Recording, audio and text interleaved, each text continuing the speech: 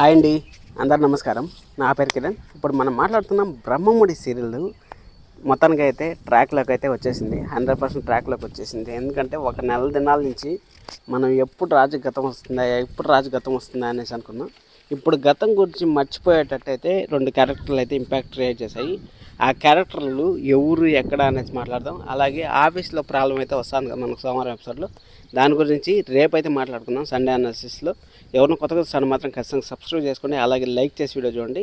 First కామెంట్లో మన Instagram link అయితే ఇస్తాను, ఇన్స్టాగ్రామ్ ఫాలో అవ్వండి. మీకు ఇన్స్టాగ్రామ్లో ఒక ప్రూఫ్తో సహా ఒక ఫోటో అయితే మీకు పంపిస్తాను. ఎందుకంటే రేవతి గారు అక్కడ ఆ ప్రూఫ్ పెట్టిన తర్వాత మనకు వారసురాలు అనేసి అయితే మనకు తెలిసింది. అది మీకు ఇన్స్టాగ్రామ్లో కావాలనుకుంటే వెంటనే మన ఛానల్ని ఫాలో అయ్యి అక్కడ కామెంట్ వచ్చి చేయండి, సార్ ప్రూఫ్ ఏముంది అనేసి. నేను కావాలంటే స్టోరీ కూడా పెడతాను. సరే అనేసి ఇప్పుడు మనం మెయిన్గా ఎపిసోడ్లోకి కానీ వెళ్ళిపోయినట్టయితే ఎపిసోడ్లో మన ఆల్రెడీ నేను మీకు ముందని చెప్తాను, శనివారం వరకు అయితే మన స్వప్న ఎపిసోడ్ అయితే కంటిన్యూ అవుతూ ఉంటుంది అనేసి. స్వప్న ఎపిసోడ్ అయితే అక్కడి వరకు కంటిన్యూ అయితే అయింది. మొత్తానికైతే కావ్య జీరో, అసలు ఏమన్నా ముందుకు పోదామన్నా కానీ ఎవరి దగ్గర ముందుకు పోనీయకుండా అయితే అందరికైతే అడ్డుపళ్ళు అయితే వేస్తా వచ్చింది. కానీ అప్పు అయితే సాహసం చేసి ముందరికైతే జరిగింది.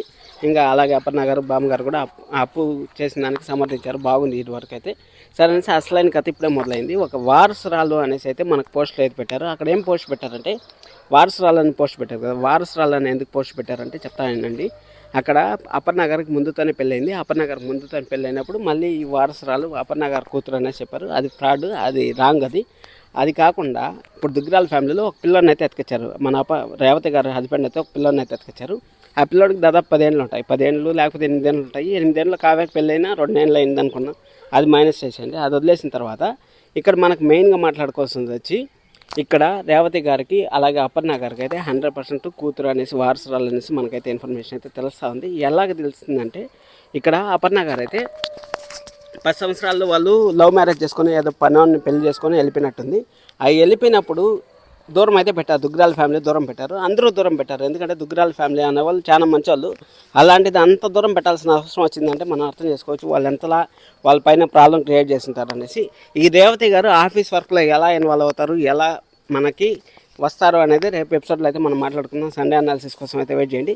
సబ్స్క్రైబ్ చేసుకోవడం మాత్రం మర్చిపోవద్దని. ఇది మాత్రం అపర్ణ గారు అలాగే సుభాష్ గారి కూతురు అనేసి పక్కగా అయితే ఇన్ఫర్మేషన్ అయితే ఉంది. మనం సోమవారం ఎపిసోడ్లో నెక్స్ట్ వీక్లో అయితే మనకు ఒక క్లారిటీ అయితే వస్తుంది. సబ్స్క్రైబ్ చేసుకోండి మరిన్ని వీడియోస్ కోసం.